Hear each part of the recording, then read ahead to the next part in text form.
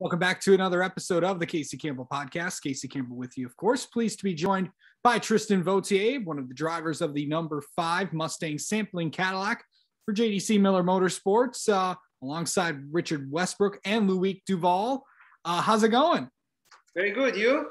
Doing well. Of course, the defending winners of the 12 Hours of Sebring from last year. First off, how do you think Daytona went for you guys? How do you think the 24-hour went? Well, the race overall went really well, but the ending was bittersweet, because it's like, if before a race weekend at Daytona, I would tell you you're going to get a podium, Also considering last season was quite tough for us, you're like, yeah, we'll probably take it. But when you're this close from winning the race, it's kind of hard to not, see it as a missed win opportunity, especially that one, right? Which is kind of the biggest one on the calendar with Sebring and then Petit Le Mans. So we really wanted it. We missed out close, but overall, yeah, it's a very positive 24 for us. We were in the fight all the way, at a very fast car, and we were in contention for the win at the end, which is something. If we can reproduce that all season, it would be great, and then it will, we will have a good chance to at least get one or two.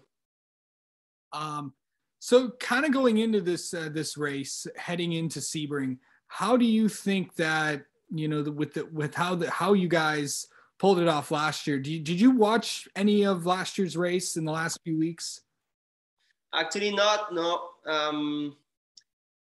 I will watch like just a few things, before heading to the track of last year's race, but it's kind of behind us right now. We know that this year we're going to need more performance to win it. We are very quick in the night, but we struggled during the day. We also had a lot of adversity and bad luck, to be honest, during the day. And then things really fell our way when it mattered, which is how we won the race. We know that this year everybody raised their games and that we need to be more consistent over the whole length of the race to really put ourselves in a good position.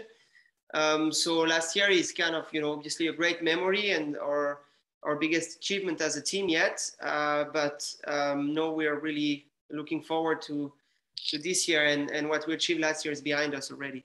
Yeah. So you have a new co-driver this year. Well, kind of. Richard Westbrook, of course, comes over with the full time. When you guys go to Long Beach, or when you guys go to the main part of the schedule that's not the Endurance Cup, it's going to be you and Richard Westbrook for all those races. What's it been like working with him?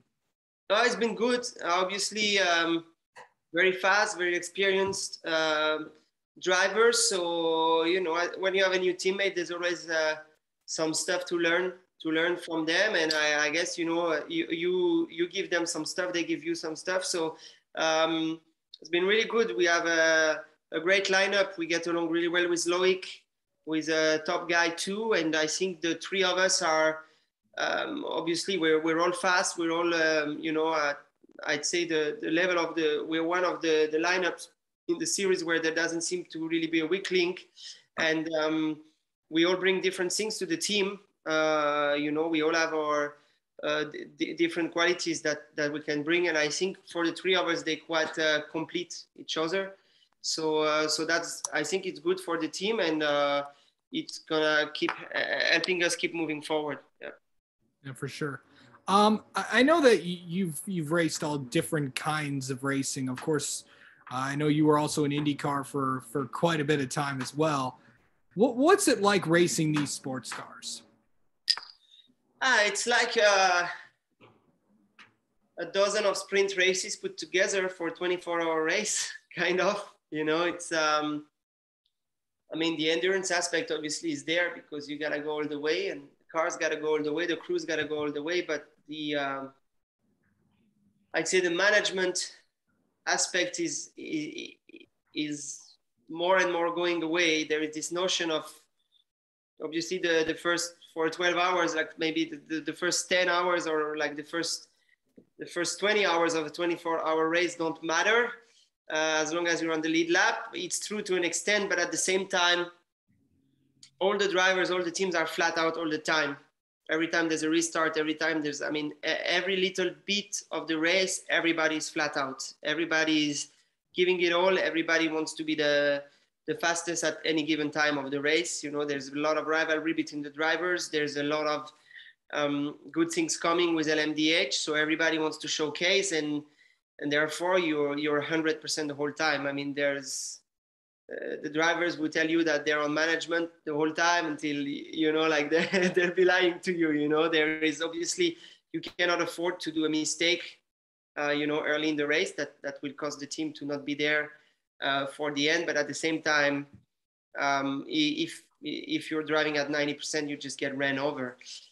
So you have to be on top of it and just be flat out the whole time to stay in the contention and yeah, just not get run over. Yeah. Talking about, I know with this with the LMDH class coming, I know that, you know, competing internationally is obviously, you know, you're from obviously being from France. Do you know, have you been to how many times have you been in Le Mans? Have you competed in Le Mans? I've competed as a reserve driver, so I've been there. I know the track, and yeah, I've been out there. I've been on the track, all of that. It was in 2018. So, but I'm really really pushing, you know, to have a great opportunity in LMDH where I will, you know, be on an international program and mix IMSA and maybe WEC and Le Mans. Yeah. Yeah. Going into this race, what's the biggest thing that you have to do during this? And I know it's 12 hours, but when you're not in the car, what are you doing? You do all the things you have to do to be at your best by the time it's time to get back in the car. So, you know, if you're tired, you go rest. If you're not, well, you try to don't spend any stupid energy on stuff that doesn't matter. So it actually goes by really quick because you're going to be 2 or 3 times in the car within 12 hours and your brakes are going to be about, you know, you get out of the car, the time to cool down and change and stuff is over half an hour. Then you got 1 to 2 hours and it's time to get ready again to go, right? So you just eat and relax a little bit and get ready for your next stint. So there's not much else you can do, you know. Some guys like to stay on the timing stand and check out the race, but I don't think that helps much. You know, I try to just use the time to condition myself best for next time I'm in the car. What's the biggest key to win this race? I don't know. Be there at the end is very cliche, right? It's the case for every race, but it's like any IMSA race. Like you obviously have to stay out of trouble, but you cannot. It's gotta be really in a small corner of your mind because you cannot keep too much margin the whole way. But the key, I'd say the main key is to find the right compromise between being there during the day and struggle. I mean, I have a car that's gonna be there for night, but that makes you struggle just enough during the day so that you can still keep up and stay in position for the last fight, which is gonna happen at night. There is a big swing in the track and in the balance of the car throughout the day, and I'd say just having the right judgment for, okay, we're gonna struggle during the heat of the day, but not struggle enough to where we drop out of contention, and then we're gonna be at best when it matters at night. All right.